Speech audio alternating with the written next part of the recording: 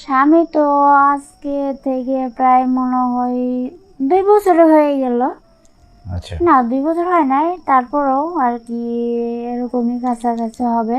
আচ্ছা তো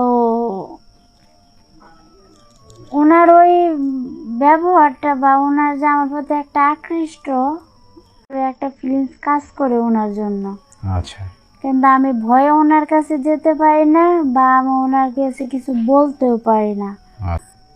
বাড়িতে কেউ ছিল না, বাড়িতে আমার শ্বশুর শাশুড়ি যাই হোক সবাই চলে গেছে ওনাদের একটা কাজে, একটা মানে অনুষ্ঠানে আর কি চলে গেছে। আমার মানে যাইতে ইচ্ছা করে নাই। আচ্ছা এখন সেটা কি ভাসরের জন্যই না এমনি সেটাও আমি জানি না। আমার ভাসর যখন কাজ থেকে ফিরে আসে, ওনার সাথে আমার মানে কথায় কথায় অনেক কিছুই বলে ফেলাই, ফিজিক্যালি সম্পর্ক হয়ে যায়। এরকম প্রায় দীর্ঘ অনেক দিনই হয়। হ্যাঁ, গোপনে চলতে চলতে একদিন হঠাৎ করে কিভাবে যেন আমার স্বামীর আর কি বন্ধু বান্ধব নাকি ভাগ্নি, আমি সঠিক জানি না, তার মাধ্যমে আমার হাজবেন্ড পুরোটা জানে ফেলে। হ্যাঁ, ফিজিক্যাল রিলেশন চলতেছে। উনি আমার হাজবেন্ড অনেক কিছুই বলে, এই খারাপ কথা, ওই সে অনেক কিছু বলতে বলতে লাস্ট পর্যায়ে বলে তোরে ডিভোর্স। আসসালামু আলাইকুম, আমি সাথী, বাড়ি আমার বগুড়া। তো আমি এমন কিছু কথা শেয়ার করব যা হয়তো আপনাদের কাজেও লাগতে পারে আবার নাও লাগতে পারে, কিন্তু আশা করি কাজে লাগবে। বাসাতে কে কে থাকে? আমার বাসাতে আমার হাজবেন্ড, আমার শ্বশুর শাশুড়ি, বাসুরের বউ, এই তো। তাই? জি, মা নাই আপাতত, আব্বু আছে, ছোট একটা ভাই আছে। ধন্যবাদ আপনাকে আমাকে একটু সুযোগ দেওয়ার জন্য। আর আমার বিয়ে হয়েছে সম্পর্ক নয়, পারিবারিক মাধ্যমেই বিয়ে হয়েছে। জি এবং 2 বছর ভালোই কাটছে, কোনো সমস্যা হয় নাই। আচ্ছা আচ্ছা সুখে শান্তিতে ভালোভাবেই দিনকাল চলছিল। হঠাৎ করে সবাই বলতেছে যে আমার স্বামীকে বিদেশ যাওয়ার জন্য। কোন বউ চায় যে স্বামী বিদেশ যাক, তাও আবার 2 বছরের মাথায়? তো সবকিছু চিন্তা ভাবনা করে ভাবলাম যে না যাক, কারণ সামনের দিকে এগোতে হবে, সামনে হয়তো আমার দিন ভালো যাবে। এই কারণে আমি আমার স্বামীকে বিদেশ যাওয়ার জন্য অনুমতি দিই। ভাসুর একটু বেশি মানে হাসি খুশি ছিল যে তার ভাই বিদেশ যাবে। আমি ভাবছি হয়তো এটা নিয়ে আসবে সেটা নিয়ে আসবে, এই কারণে মোবাইল নিয়ে আসবে বা কোনো কিছু নিয়ে আসার জন্য হয়তো আমার স্বামী চলে গেলে তার জন্য ভালো হয়। তো সেইটা হয়তো আমার কপালে ভুল ছিল আর কি, আমি যেটা ভাবি সেটা অন্যটা হয়। আমার ভাসুরের এমনি বিজনেস আছে আর কি, আচ্ছা আচ্ছা ওর আর কি ইলেকট্রিশিয়ান, তো ওইগুলাই আর কি সব কিছুই করে।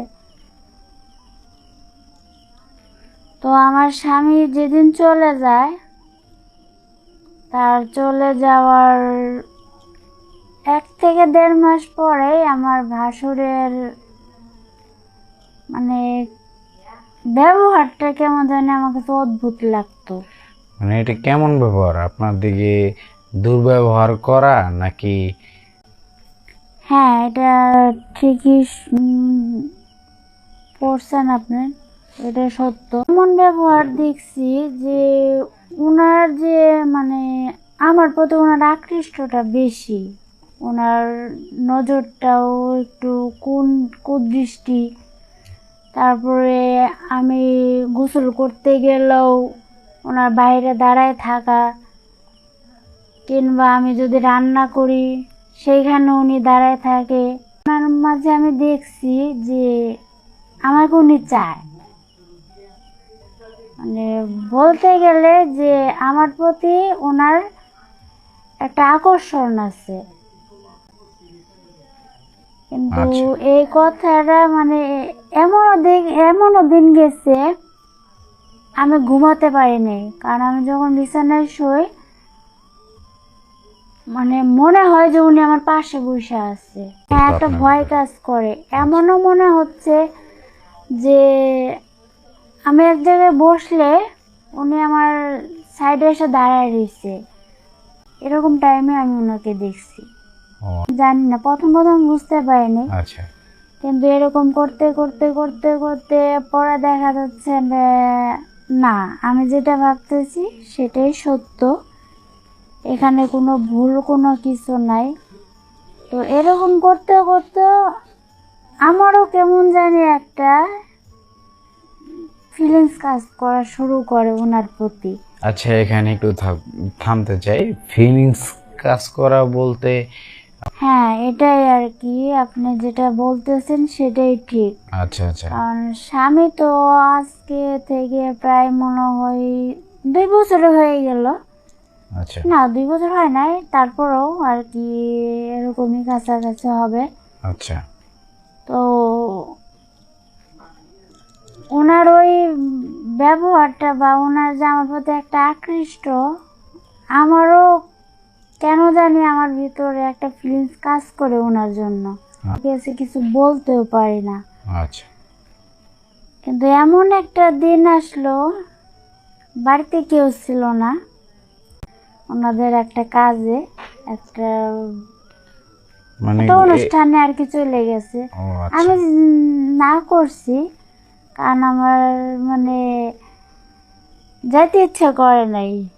আচ্ছা। এখন সেটা কি ভাসরের জন্যই না এমনি সেটা আমি জানি না। ফিরে আসে,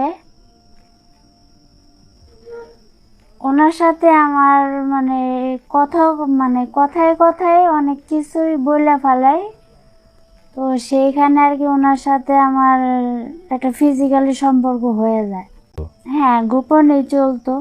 চলতে চলতে একদিন হঠাৎ করে কিভাবে যেন আমার স্বামীর আর কি বন্ধু বান্ধব নাকি ভাগ্নি, আমি সঠিক জানি না, তার মাধ্যমে আমার হাজবেন্ড পুরোটা জানে ফেলে। আমার হাজবেন্ড অনেক কিছুই বলে, এই খারাপ কথা, ওই সে অনেক কিছু বলতে বলতে লাস্ট পর্যায়ে বলে তোরে ডিভোর্স দিব। আচ্ছা।